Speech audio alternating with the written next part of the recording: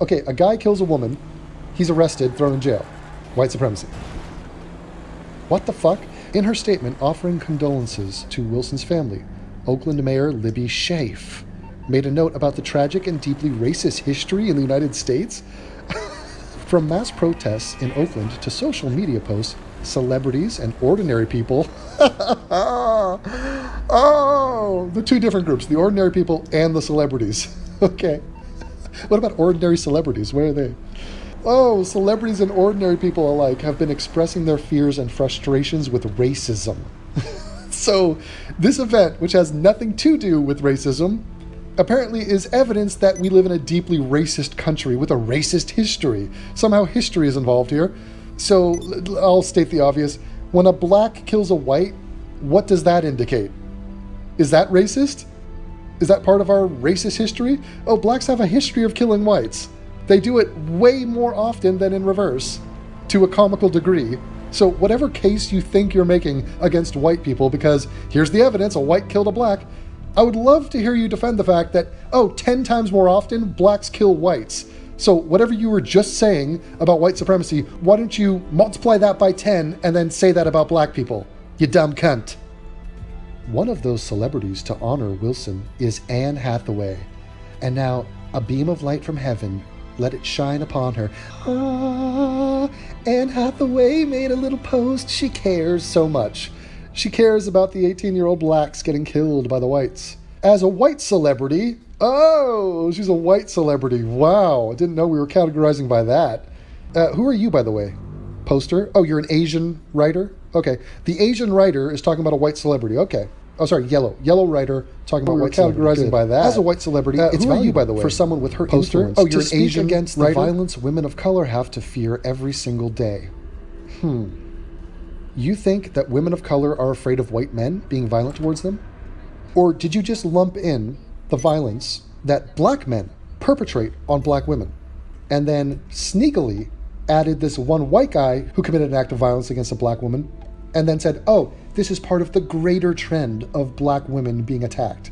Would you please like to highlight for me, just to be honest about it all, the percentage of time that it's a black man attacking a black woman versus a white man? Could you please just delineate that so that we're all clear? Oh, you're not gonna? Okay.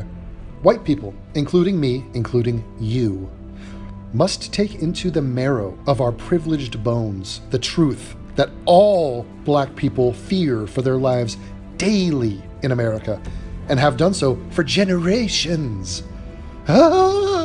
Again, what percentage of that fear is coming from black people? Considering they kill each other 94% of the time, why are we having to take that truth into the marrow of our privileged bones? Fuck you, Anne Hathaway. Hathaway wrote in a post she uploaded on July 25th, white people do not have equivalents for this fear of violence. Why not? Why? Anne, where do you live? What mansion are you in? And with what security detail? How do you figure white people are not fearful of violence? What a pompous, asinine thing for you to state. Here's the full post. The murder of Nia Wilson. May she rest in the power and peace she was denied here. May she rest in power? Never heard of that. It's rest in peace. Rest in power? There's no power when you're dead. Might have peace. Anyway, the murder of Nia Wilson is unspeakable and must not be met with silence. Nice use of caps there, Donald Trump. It's unspeakable, but you're speaking about it.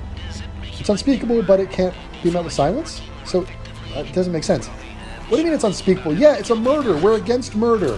What do you want to say about it? What do you want to say? Hey, there should be a rule, guys. We need immediate action.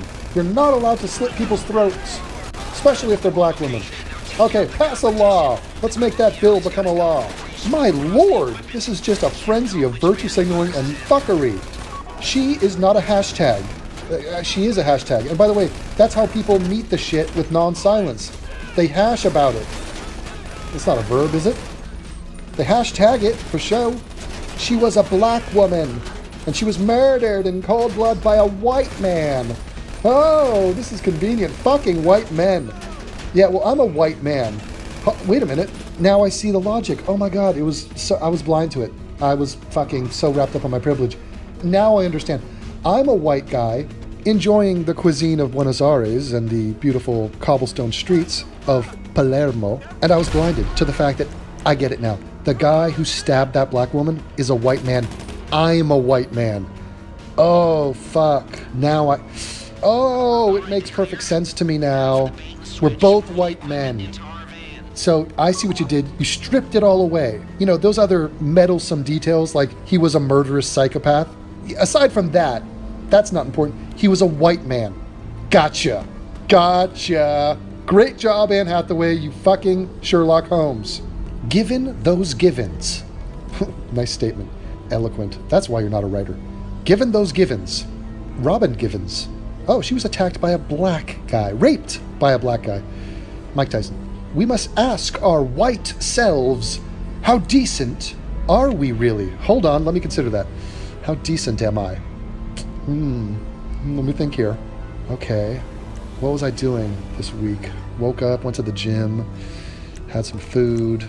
Yeah, planning on seeing Mission Impossible today. That's okay. But I am a white man during all this, so I gotta factor that in. And then there was a white guy in Oakland who stabbed a woman to death. Okay. How decent does that make me? That doesn't reflect well on me because he's white and I'm white. Okay. Tricky, tricky. This is very interesting, Anne. It's very, very interesting. Continue. Not in our intent, but in our actions. Well, my action is to not kill someone. I'm on a fucking incredible streak of not killing people. I'm on record. Everyone knows I took out a homeless guy in 95. That's ancient history. Since then, I haven't done anything. In our lack of actions? Oh, how should we take action, Anne? Anne, is that guy that killed that black woman, is he being celebrated? Are we holding ticker tape parades for him? I heard he's moderating the next Jordan Peterson-Sam Harris debate. The guy's being trumpeted as a hero. What action do you want me to take against a guy who killed someone and was arrested for it and will rightfully be sent to trial, found guilty, and thrown in jail? And the only action that you're taking is you virtue signaling and freaking out and squirming about your white guilt, and by the way, throwing your own effing race under the bus in the process. It doesn't make sense. It's illogical, you millionaire princess bitch. Peace and prayers and justice for Nia. But do you think there's not going to be justice here? The guy was caught red-handed stabbing a person to death. What do you think's going to happen? The hell is this hysteria? Note, the comments for this post are closed. Oh, right, mic drop. You don't want to hear back from us. Well, guess what, Anne? The comments to my video and this video itself is not closed. It's open for business. We shall not stand by as you are blatantly exhibiting your character flaws while at the same time inflaming racial tension unnecessarily. What a fucking crock of shit. Hashtag Black Lives Matter. Okay, thanks. State some other things that didn't need to be stated. Hashtag anti-racist. Oh, anti-racist. Well, thanks for specifying that. Hashtag no excuse. Who is giving excuses? Hashtag say her name. I thought it was unspeakable. Hashtag earn the right to say her name. What? Earn the right? What are you talking? What does that mean? Anne. Anne. Do you realize you have done nothing? What? How did you earn the right to say her name? You made a tweet, Anne. I know I'm just an ordinary person and not a white celebrity, but you typed in, listen, that is not doing shit.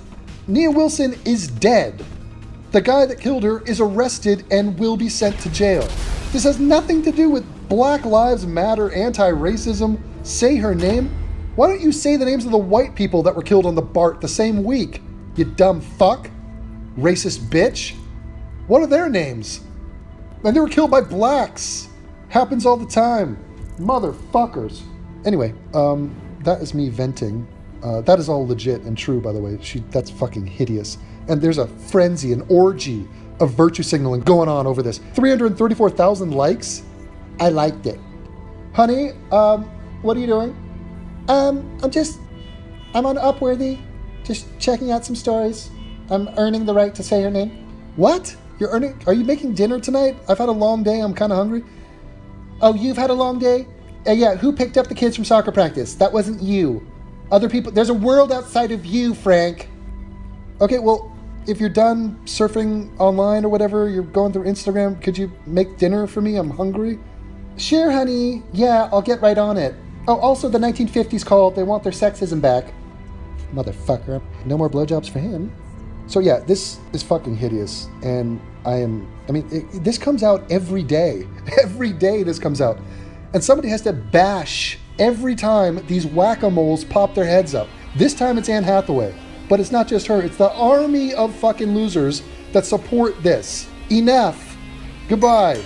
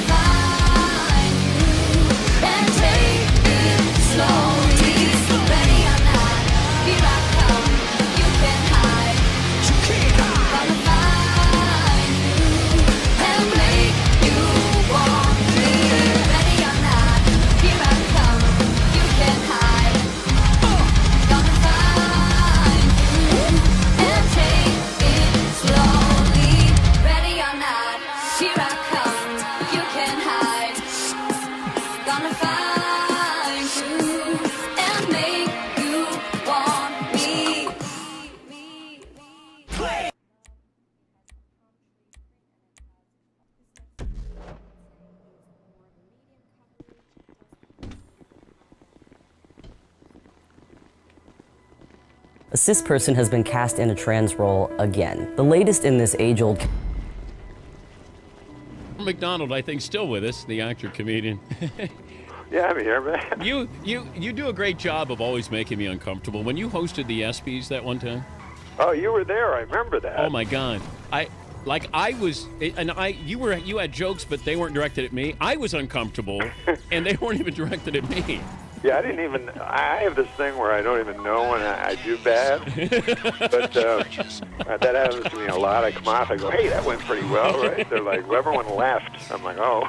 Well, we were thinking about you the other day because the ESPYs was on, and one of our favorite things to watch, and every once in a while, like Deadspin or somebody, every time the ESPYs rolls around, they'll put up which was absolutely brilliant, but apparently not making many friends over at ESPN when you did that. They won't have me back as an ESPY host. What did they say to you after it was done?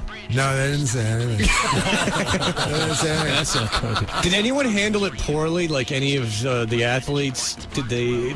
Because you would figure that you go, all right, I'm getting my balls busted a little bit, but this is what this event is all about, and he's a comedian. Because is there anyone who takes themselves more seriously than athletes?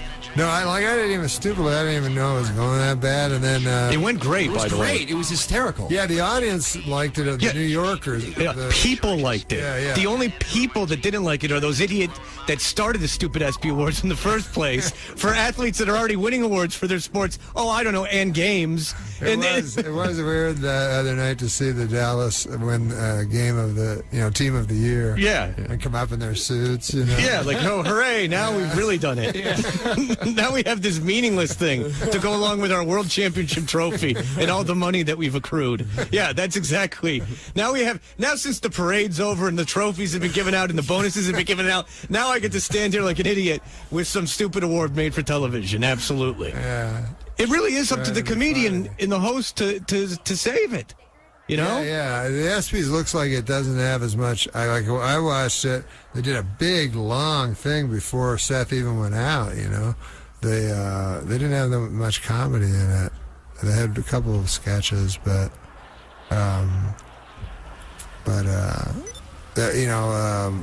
there's a lot of amazing things, but it'd be soccer and stuff. Well, you can't even tell if it's a good goal. But it was cool. And then they had some guy that I never even heard of that was in jail for 50 years.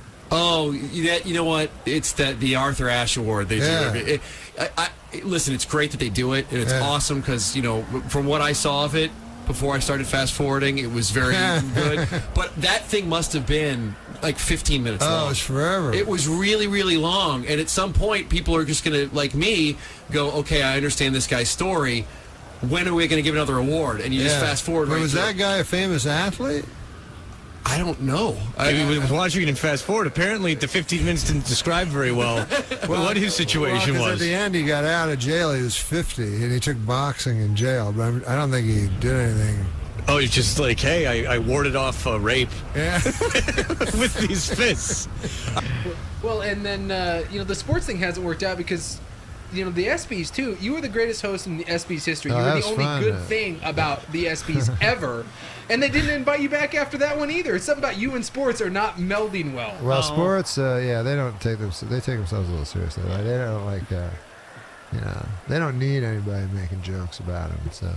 They also don't need to be on shows. Like, that's why it never works with interview shows and stuff. It's just sports guys because, first of all, if they go on a talk show, they're not even trying. You know what I mean? They're just, hey, what's going on? They're just giggling at the host, kind of, because it doesn't help their career to go on a talk show. Yeah. No, it happens all the time. Yeah. So they just, and they've had everything handed to them their whole life, so they're not interesting people very much, Were people mad at the ESPYs? I find that 8-minute stretch you did as one of the greatest things ever. I mean, the look on people. They were mad, yeah. But they I didn't were realize so uncomfortable. I didn't realize it at the time because, the ESPYs, it's in Radio City Music Hall, so 95% of the audience is just New Yorkers. And then right in the front, it's 4 rows or something, or all the athletes. Yeah, right? Dean Smith is giving you that tisk, how dare you? Who the hell is this guy? I know, but me, like an idiot, I never saw that because I didn't have monitors or anything. So I was doing well in the room because it was the New York audience. You can't really see out. But then when I later saw it on TV, it would just cut to scowling black athletes. The O.J. Simpson joke at the end. Ken Griffey Jr. didn't care for it. I remember that. Really? Did people come up to you afterwards, like the O.J. stuff, and when you were making fun of Tiger Woods? I mean, did people come up afterwards and confront you or just say anything, or did you? Well, Ken Griffey was really mad for some reason. I don't really know why. And he was like, yeah, that was really funny, man, really funny, real sarcastic, man. And then I said, hey, man, listen, I just want to tell you one thing. I go, there's never going to be a guy, never going to be a player like your dad. That guy was the best. There'll never be anybody close to that guy. What did he say? He just looked at him. He didn't know what to do because what are you going to do? Go, my dad, I'm way better than him. But he knew that was what was in his head. What did you say about him in the show? I didn't say anything. I said it was an OJ joke or something. And it just cut to him like with a crazy look on his face, like what, huh, what? Yeah, they didn't like the OJ jokes. Neither did Saturday Night Live. You got in trouble on Saturday Night Live for doing the OJ stuff it's too. Kind of bizarre because I always thought like it's kind of I don't know. It's hard to believe anybody would believe that he wasn't guilty, but I will say this though. Like, because every black guy I knew, like, would go, like, I go, you think he's really innocent? And they go, yeah, kind of, you know, but you could tell, like, they, maybe not, but they were just backing him up. So, but then I was like, that's weird. But then I understood it later because when Robert Blake killed his wife, or allegedly did, I loved Beretta. You're like, oh, yeah, so I was like, I don't care. I just want him to. I don't really care. I don't know who this lady is. Like, but it'd be cool to have. I don't want Beretta to go to jail. I don't know. So that's the white man's equivalent of O.J. Simpson is Beretta. Beretta with the cockatoo and stuff. You can take that to the bank, right? Wasn't that the greatest movie? Remember when you were a kid watching Beretta and like all the other cop shows, like the were Equalizer and things like that. Yeah, and then you see Beretta be like, "Just Martin Scorsese's TV show. It's all gritty and." It's a great name for a TV show too. What? Beretta. Oh, yeah. Norm Macdonald with us, based on a true story. It's available September 20th. We're going to do Celebrity Prognosticator with him in just a second, but he's an unusual person, and he likes awkward comedy. Most people are not comfortable with awkward comedy. He likes to make you uncomfortable. Oh, and there's never been anything in the history of the ESPYs better than his monologue. So I want to go back there for a second with Norm. Thank you for making time for us. What do you remember most about all of that ESPYs thing that you did that made everyone uncomfortable and was hugely great? And instead of celebrate, it got everyone mad.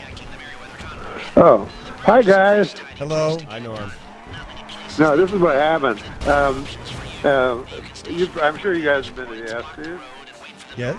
No. And it's a lot of fun. They'll go like, and now for best football team, you know, the guy that won the Super Bowl, you know. So they get an award.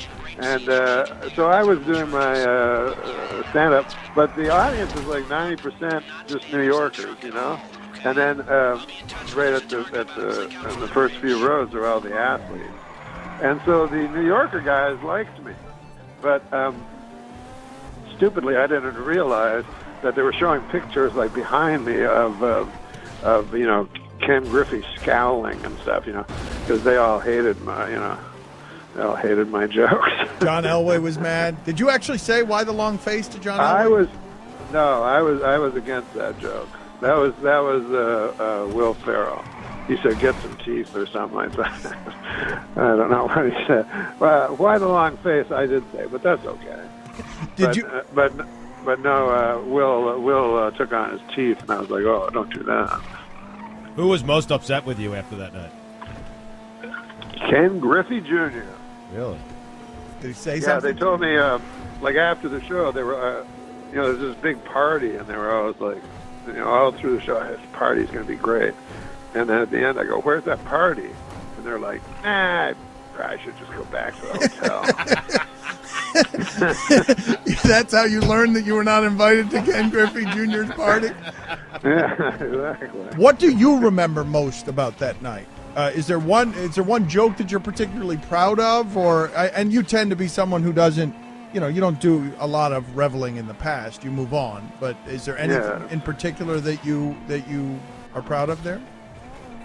Well, Woodson won the Heisman that year. That's a good joke. And so I said, you know, they can never take that away from you unless you kill your wife and a waiter. So good, man. It's such a good joke. It really is.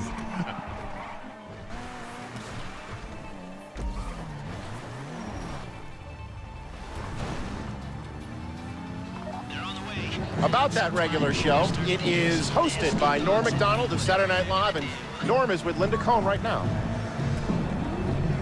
You know, Norm, I'm kind of concerned. We're 30 minutes from showtime, and I can only hope you're a quick dresser. Well, I'm dressed. That's what you're wearing? Yeah, I thought, you know. Yeah, it's a look. You know, with an award show, don't you think acceptance speeches are the key to a successful award show? What do you look for in an acceptance speech? What do I look for?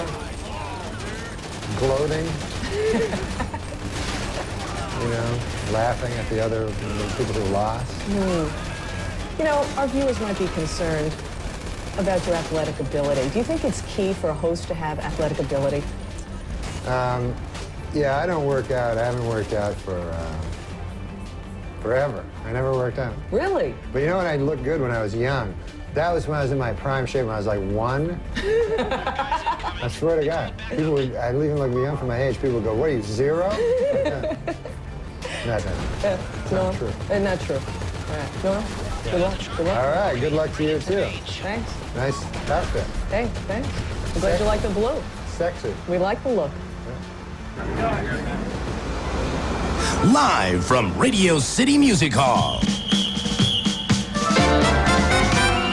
Hooray for you sports fans, it's that time again. The ESPY Awards here on ESPN. In ballparks, on ice, on fields and the courts. Tonight we rejoice in the greatest of sport. Evans and Maddox prove once and for all who the best pitchers are. They got major league balls. The Red Wings and Stars have had a hell of a year. But for the rest of the league, get the puck out of here.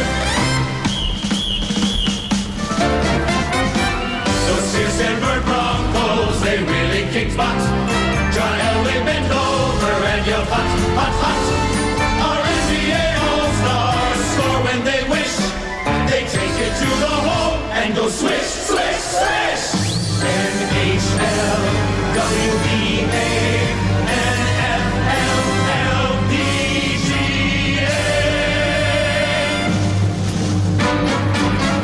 Hooray for you sports fans, it's that time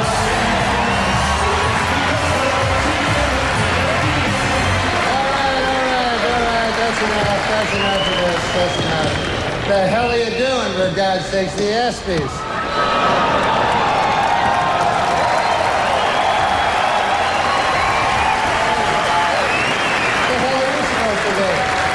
Hockey player. Yeah, you're a hockey player. Get the hell out of here. What's wrong with you? This is insane. What kind of joint are you running here? Trying to do the ESPYs here, for God's sakes. We've got a good mind to Evander Holyfield.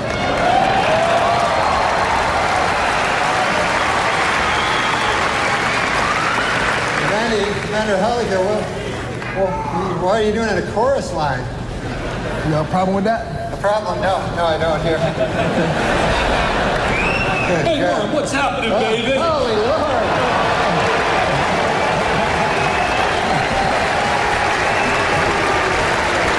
Dick Vitale, you too? Are you kidding me? Dancing in Radio City? This is better than a Final Four, baby. It's awesome, baby. Well, I was wrong. I guess I've learned what the ESPYs are really all about. Singing and dancing. Hooray for you sports fans.